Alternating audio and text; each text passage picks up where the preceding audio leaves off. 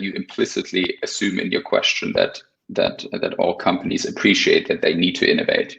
I speak to quite a few companies who aren't necessarily convinced by that. And it might be true for some industries and for some companies, but in the whole, I of course agree with you that most companies, if not all, need to innovate or would do much better to innovate, right?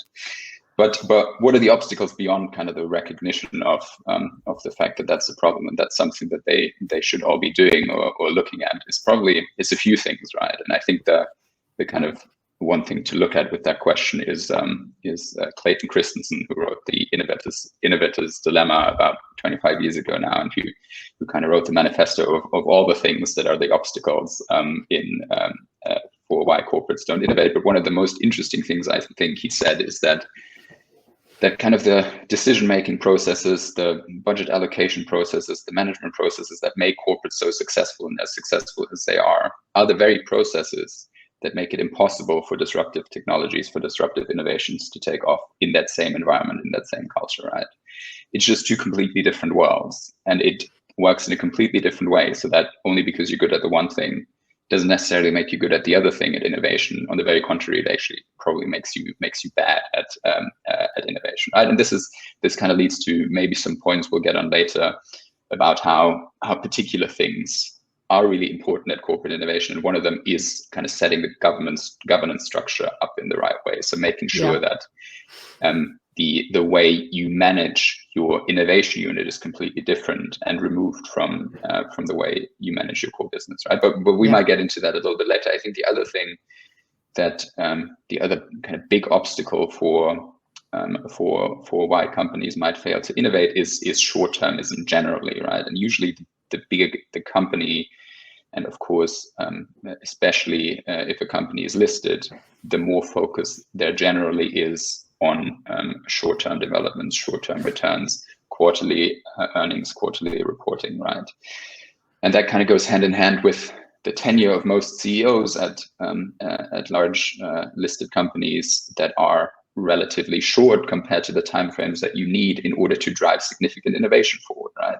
If you think about kind of the time scales that a proper innovation program needs to be successful, that is 5, 7, maybe 10 years even. And that's not something that maybe might be super appealing to a CEO who, even when she starts, knows that they're probably not going to be around for 10 years. If things go well, they're going to be around for 5 years.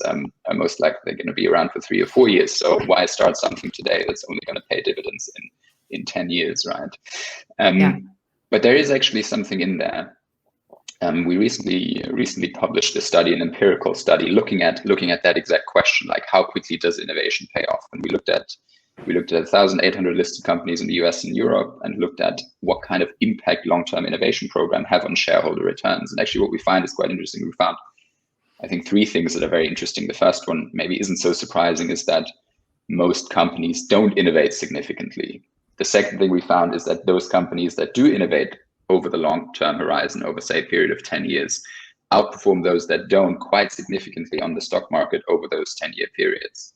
And both of those things are maybe not the most surprising one, but the last thing we found is very surprising and goes towards that short-termism point, was that the companies that really ran those successful innovation programs over the course of 10 years, and where you could only see really the impact of the innovation program 10 years after they started it, already very early on into those 10 years, you could see that the stock market appreciated those companies much more, and they outperformed those that didn't innovate over the long term, even though the impact couldn't yet be seen, even in the first 3 years on the stock market. So that is actually something that might be a little bit of a wake-up call to CEOs to say, hey, even if I start a long-term innovation program today, and even if that program hasn't paid all the dividends, doesn't show up on the balance sheet, on the P&L yet, when my 10 years over, the stock market will have still appreciated what I've done, and we can see that in the stock market returns.